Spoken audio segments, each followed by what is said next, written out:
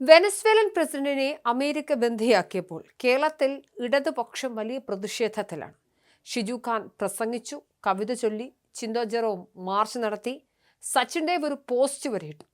ഡിവൈഎഫ്ഐയുടെ പ്രതിഷേധമുണ്ട്. ഇതിൽ എനിക്ക് ഏറ്റവും പ്രധാനമായി തോന്നിയത് സച്ചിൻ ദേവിന്റെ പോസ്റ്റാണ്. ആ പോസ്റ്റ് ഇങ്ങനെയാണ്: എൻ്റെ സുഹൃത്തിനെ മോചിപ്പിക്കുക, അല്ലെങ്കിൽ ഈ അടിച്ചമർത്തൽ ഒരു ലോക മഹായുദ്ധത്തിലേക്ക് നയിക്കും. വെനസ്വേലൻ പ്രസിഡന്റ് നിക്കോളാസ് മഡുറോയ്ക്ക് പിന്തുണ പ്രഖ്യാപിച്ച് കിം ജോങ് ഉൻ എന്നാണ് സച്ചിൻ ദേവ് വിട്ടത്. നമ്മൾ ജയിപ്പിച്ചു വിട്ട്, ജനാധിപത്യ രീതിയിലൂടെ നമ്മൾ ജയിപ്പിച്ചു വിട്ടൊരു MLA ആണ് ഇങ്ങനെ പറയുന്നത്. ജനാധിപത്യം എന്തെന്ന് പോലും അറിയാത്ത കൊറിയൻ ഭരണാധികാരി, അതായത് തന്നെക്കുറിച്ച് മാത്രം പഠിച്ചാൽ മതിയെന്നും തൻ്റെ അച്ഛനെക്കുറിച്ച് മാത്രം പാഠപുസ്തകത്തിൽ മതിയെന്നും കൊറിയയിൽ എന്ത് സംസാരിക്കണമെന്നും എങ്ങനെ ഭക്ഷണം കഴിക്കണമെന്നും നിങ്ങൾ സിനിമ കാണേണ്ടതില്ല എന്നും നിങ്ങൾക്ക് സ്വാതന്ത്ര്യമില്ല എന്നും പറഞ്ഞൊരു ജനതയെ മുഴുവൻ പേടിപ്പിച്ച് നിൽക്കുന്ന ഒരു ഭരണാധികാരിയാണ് കിം ജോങ് ഉൻ. ഈ കിം ജോങ് ഉന്നിനെയൊക്കെ സപ്പോർട്ട് ചെയ്തുകൊണ്ട് ഫേസ്ബുക്കിൽ പോസ്റ്റ് ഇടണമെങ്കിൽ ഇവരുടെ ധാർഷ്ട്യം എത്രത്തോളം ഭീകരമാണ് എന്നുള്ളതാണ് ഞാൻ ആലോചിച്ചത്.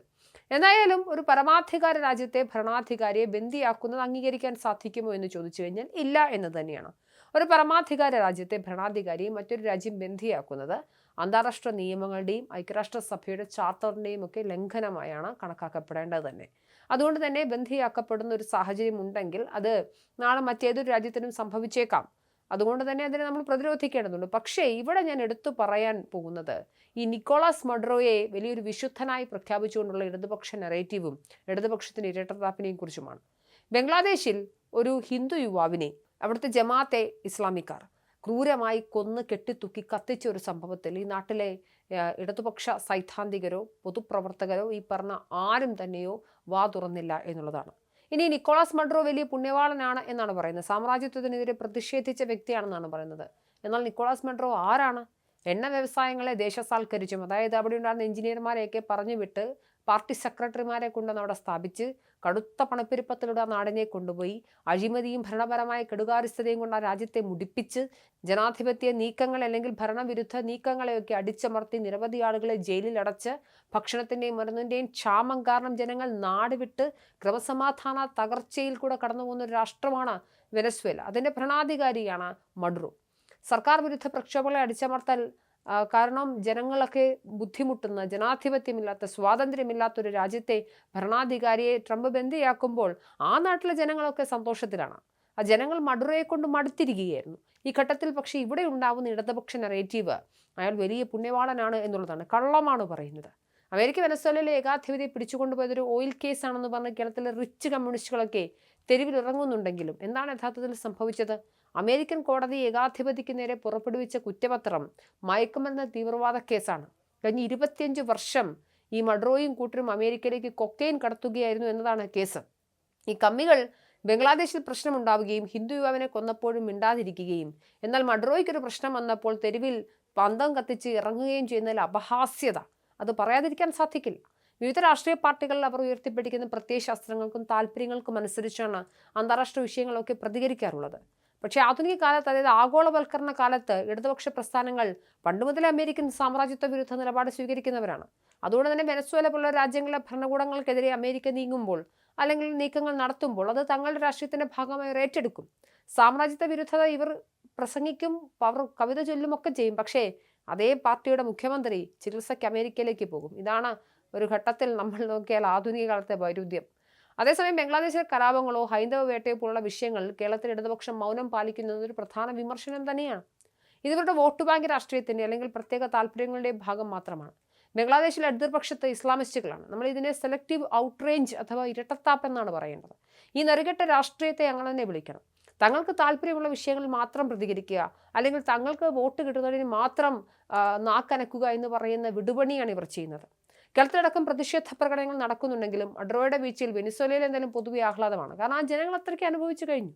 മഡുറോയുടെ ഭരണകൂട ഭീകരതയും പട്ടിണിയും ഭയന്ന 80 ലക്ഷത്തോളം ആളുകളാണ് ആ രാജ്യം വിട്ട് പലായനം ചെയ്തത്. എന്തുകൊണ്ടാണ് ഷിജു ഖാൻ കവിതയിൽ ആ ഭാഗം ഉൾക്കൊള്ളിക്കാത്തത്? ഒരു റൊട്ടിക്കൊരു ചാക്ക് നോട്ടുകൾ കൊടുക്കേണ്ട രാജ്യമായി വെനിസ്വേലയെ മഡുറോ മാറ്റിയിട്ടുണ്ട്. വ്ളാദിമിർ പുടിന് ശേഷം ലോകം കണ്ട ഏറ്റവും സ്വേച്ഛാധിപതി എന്നാണ് പ്രതിപക്ഷ നേതാക്കൾ മഡുറോയെ വിശേഷിപ്പിക്കുന്നത്.